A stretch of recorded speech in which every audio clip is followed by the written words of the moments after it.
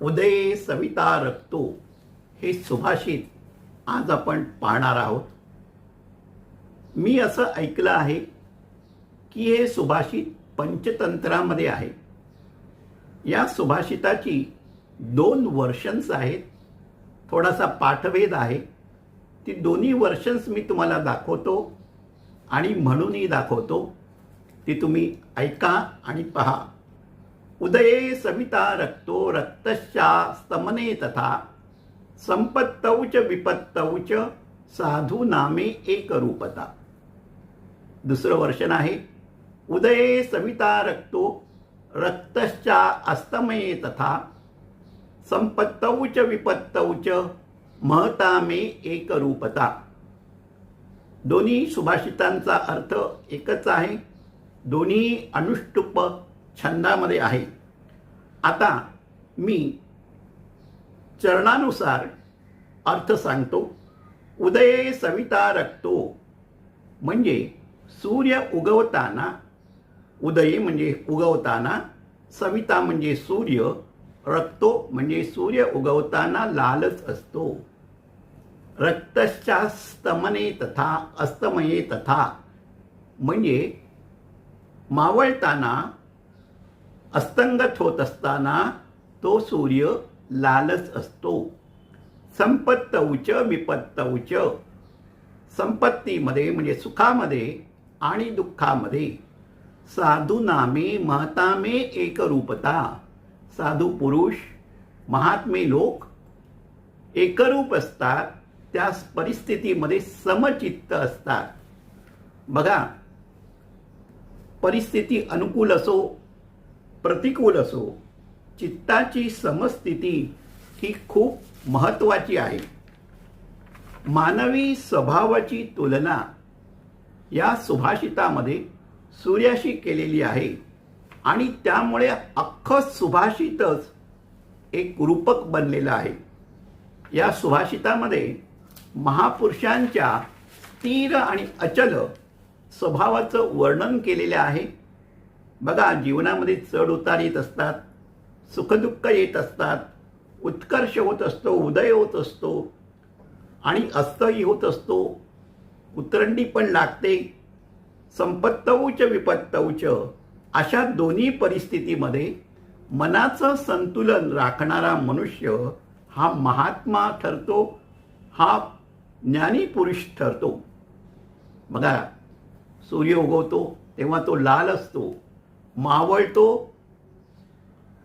12 तासाचा प्रवास करून जेव्हा तो अस्ताला जातो तेव्हा सुद्धा तो लालच असतो. तुम्ही कधी सूर्याला काळवंडलेला पाहिलाय का? नाही. तशीच ही थोर माणसं, ही महात्मे, हे ज्ञानी पुरुष, वैभव असो संपत्ती असो तेव्हा ते गर्विष्ठ होत नाही किंवा संकटकाळी विपत्तीमध्ये ते हतबल होत नाहीत. आयुष्यामध्ये परिस्थिती कशी येवो, त्यांचं चारित्र्य, त्यांचा स्वभाव, त्याच्यामध्ये ते कॉम्प्रोमाइज होत नाही. ते आपला रंग बदलत नाही. उदये अस्तमये संपत्तौ च विपत्तौ च या शब्दामुळे या सुभाषिताला एक लय प्राप्त झालेली आहे. एक सुभाषिताला गती प्राप्त झालेली आहे. भरभराटीचा काळ असो, उतरंडीचा काळ असो, संपत्तौ च विपत्तौ च जीवनात चढ उतार येवोत, पण समत्व महत्त्वाचं आहे. मला समत्व आणि समभाव शिकवणारं हे जे सुभाषित आहे ते भगवद्गीतेतील स्थितप्रज्ञाची लक्षणं आणि समत्वाचं महत्त्व सांगणाऱ्या श्लोकाचं प्रतिबिंब या छोट्याशा श्लोकामध्ये मला दिसतं. मी सुरुवातीलाच तुम्हाला सांगितलं होतं की हा श्लोक पंचतंत्रामध्ये असं मी ऐकलं होतं. ऐकीव माहितीवर बोलू नये असा माझा कटाक्ष असतो आणि मला असं वाटलं की पंचतंत्रामध्ये पशुपक्ष्यांच्या रूपकामधून माणसाला जीवनामध्ये कसं वागावं याचा बोध दिलेला असतो इथे तर सूर्याचं उदाहरण आहे. म्हणून मी पंचतंत्रामध्ये ते शोधण्याचा प्रयत्न केला. मी विष्णू शर्मा विरचित जे पंचतंत्र आहे त्याचं शेमराज कृष्णदास श्रेष्ठींनी प्रकाशित केलेलं पंडित ज्वालाप्रसाद मिश्र यांचं हिंदीमधलं टीका असलेला ग्रंथ जो 535 पानाचा आहे, 1966 साली प्रसिद्ध केलेला आहे, त्यामध्ये शोधण्याचा प्रयत्न केला आणि मला द्वितीय तंत्रामध्ये हा श्लोक सापडला. तो श्लोकाचा पहिला पद हे दुसरं आहे आणि दुसरं पद पहिलं आहे. चरणामध्ये बदल आहे. म्हणून मी तो पंचतंत्रातील श्लोक तुम्हाला दाखवतो, तो तुम्ही पहा. आता थोडंसं मी वेगळं बोलतो. ज्या वेळेला मी हा उदये सविता रक्तो हा सुभाषित म्हणतो किंवा श्लोक म्हणतो, तेव्हा मी शालेय जीवनामध्ये जातो. मी छबिलदास शाळेमध्ये होतो. आम्हाला संस्कृत शिकवायला मणेरीकर नावाचे सर होते. पांढरं स्वच्छ धोतर, वरती पिवळा लांब सदरा, त्याला सोनेरी बटणं आणि हातामध्ये छडी घेऊन ते वर्गामध्ये फेऱ्या मारून उदये सविता रक्तो हे सुभाषित शिकवत असत.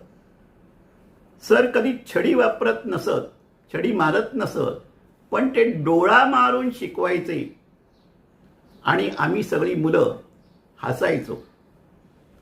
सरांना फेशियल पॅरासिस होता, त्यामुळे बोलताना तोंड डावीकडे थोडंसं वाकडं व्हायचं आणि डोळ्याची हालचाल ही डोळा मारल्यासारखी इनव्हॉलेंटरी होत असे. सर आम्हाला म्हणाले, एखादा विनोद झाला, तुम्ही हसला, ठीक आहे, पण कोणाच्या शारीरिक व्यंगावर हसू नये. उदये सविता रक्तो रक्तश्च स्तमने तथा हा श्लोक शिकत असताना कुठल्याही परिस्थितीमध्ये मनाचं समत्व, चित्ताची समस्थिती आवश्यक आहे हा तर बोध झालाच, पण आयुष्यभरासाठी कोणाच्या व्यंगावर टीका करू नये, हसू नये हा बोधही हे सुभाषित आम्हाला देऊन गेलं. मला वाटलं हे तुमच्याशी पण शेअर करावं.